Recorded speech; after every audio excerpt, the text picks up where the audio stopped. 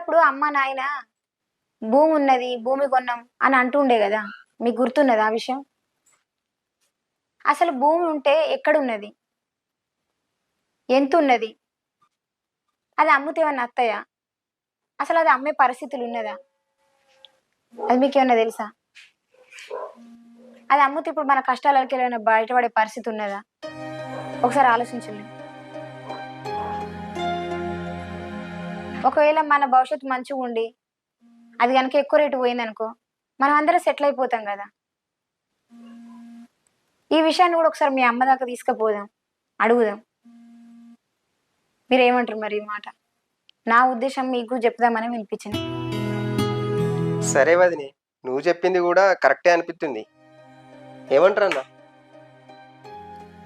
మాట్లాడదాం. చెప్పా, ఏమంటావు? సరే మీరు అన్నది అమ్మ దృష్టి తీసుకుపోయి మాట్లాడు.